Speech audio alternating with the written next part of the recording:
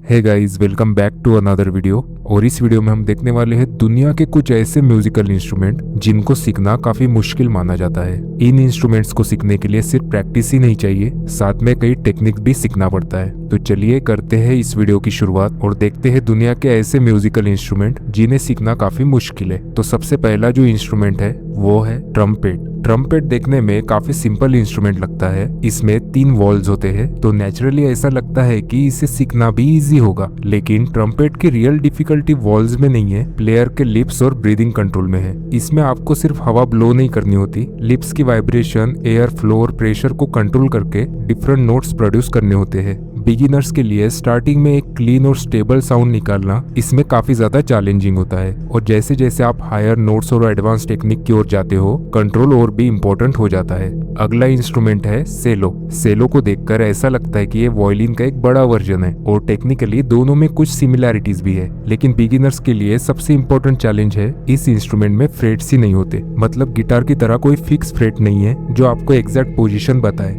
आपको अपने फिंगर्स को करेक्ट पोजीशन पर रखकर खुद पिच फाइंड करनी होती है, और साथ में बो को भी कंट्रोल करना पड़ता है। इसमें अगर फिंगर्स थोड़ा सा भी ऑफ हुआ तो पिच चेंज हो जाएगी, और बो का प्रेशर या स्पीड गलत हुआ तो साउंड अफेक्ट हो जाएगा। यानी सेलो में बिगिनर को एक साथ पिच और बो के कंट्रोल को डेवलप करना पड़ता है। अब अगला इंस्ट्रूमेंट आता है एक्कॉर्डियन। एक्कॉर्डियन की डिफिकल्टी सिर्फ उसके कीज या बटन्स में नहीं है, एक्चुअली इसका सबसे चैलेंजिंग पार्ट है कोऑर्डिनेशन। एक हाथ से आप मेलेडी प्ले कर रहे होते हो और दूसरे हाथ से बेस, कॉर्ड्स और बेलोस को भी कंट्रोल करना होता है। मतलब दोनों हाथ को कम्प्लीटली इंडिपेंडेंट मूवमेंट करने पड़ते हैं। शुरुआत में बिगिनर्स के लिए ये सब एक साथ मैनेज करना काफी कंफ्यूजिंग हो सकता है, और जब एक कोऑर्डिनेशन डेवलप हो जाता है तब एक्कॉर्डियन की एक्चुअल वर्सेटिलिटी समझ आती है। अब आता है अगला इंस्ट्रूमेंट बैकपाइप्स। बैकपाइप के साउंड को काफी जल्दी से पहचाना जा सकता है, लेकिन इसे प्ले करने की टेक्निक काफी इंटरेस्टिंग है। प्लेयर को बैक के अंदर कांस्टेंट एयर प्रेशर मेंटेन करना होता है, और साथ ही में फिंगर से मेलेडी कंट्रोल करना होता है। मतलब कि सिर्फ फिंगर्स का काम नहीं है, आपको एयर फ्लो, प्रेशर, फिंगरिंग और रिदम को एक साथ मैनेज करना पड़ता है। और बिगिनर्स के लिए सबसे डिफिकल्ट पार्ट होता है एक कंसिस्टेंट साउंड को मेंटेन करना। इसीलिए बैक पाइप्स को देखकर एक सिंपल इंस्ट्रूमेंट समझना थोड़ा गलत हो सकता है, क्योंकि ये दिखने में तो सिंपल है, लेकिन इसको बजाने की टेक्निक काफी मुश्किल है। अब बात करते हैं अगले इंस्ट्रूमेंट की, हार्प। हार्प इंस्ट्रूमेंट दिखने में काफी ब्यूटीफुल और सिंपल लगती है, लेकिन बजाते वक्त पिक्चर कम्प्लीटली डिफरेंट होती है। हार्प में दोनों हैंड्स इंडिपेंडेंटली डिफरेंट नोट्स और पैटर्न प्ले कर सकते हैं, और पेडल हार्प में पैरों से पेडल्स को भी ऑपरेट करना पड़ता है, जो कि नोट्स के पिच को चेंज कर सकते हैं। मतलब एडवांस प्लेइंग में आपके हाथ और पैर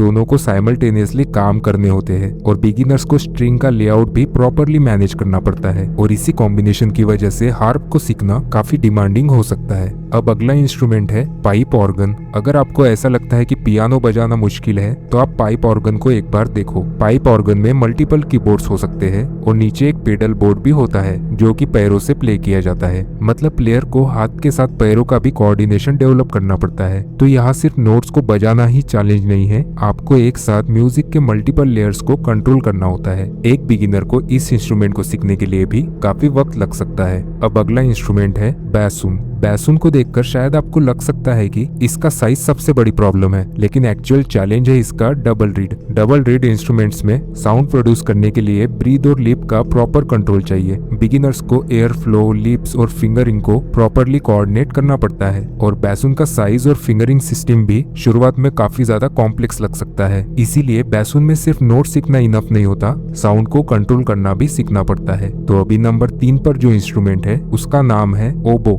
ओबो की साइज बैसून से काफी छोटी होती है, लेकिन ये इंस्ट्रूमेंट डिफिकल्टी के मामले में बिल्कुल छोटा नहीं है। इसमें भी डबल रीड यूज होती है, और ओबो की रीड और लिप्स का कंट्रोल एयर फ्लो के मामले में काफी सेंसिटिव होता है। इसमें बिगिनर्स के लिए सबसे चैलेंजिंग पार्ट होता है एक स्टेबल और कंट्रोल टोन को प्रोड्यूस करना। आपको ब्रीथ प्रेशर और लिप पोजीशन को केयरफुली कंट्रोल करना पड़ता है, और जब ये बेसिक कंट्रोल आ जाता है तब प्लेयर प्रॉपर पिच और एक्सप्रेसिव प्लेइंग पर फोकस करना शुरू करता है। अब बात करते हैं हमारे अगले इंस्ट्रूमेंट की, और इसका नाम है फ्रेंच हॉर्न। फ्रेंच हॉर्न को मुश्किल बनाने वाली सबसे इम्पोर्टेंट चीज है इसका पिच कंट्रोल। इस इंस्ट्रूमेंट में प्लेयर को लिप्स और एयर फ्लो के कंट्रोल से डिजायर्ड नोट्स प्रोड्यूस करने होते हैं और हॉर्न की हार्मोनिक सीरीज में नेबरिंग नोट्स काफी क्लोज हो सकते हैं। इसीलिए बिगिनर्स के लिए एक नोट को एक्यूरेटली हिट करना सरप्राइजिंगली डिफिकल्ट हो सकता है। आपके लिप्स या एयर फ्लो में थोड़ा सा भी चेंज हुआ तो जिस नोट को आप प्ले करना चाहते थे उसकी जगह कोई दूसरा नोट निकल सकता है और इस इंस्ट्रूमेंट को परफेक्टली सीखने के लिए काफी प्रैक्टिस और टेक्निक लगती है। अब बात करते हैं इस लिस्ट के लास्ट इंस्ट्रूमेंट की, जो कि सबसे ज्यादा मुश्किल इंस्ट्रूमेंट है और उसका नाम है वायलिन।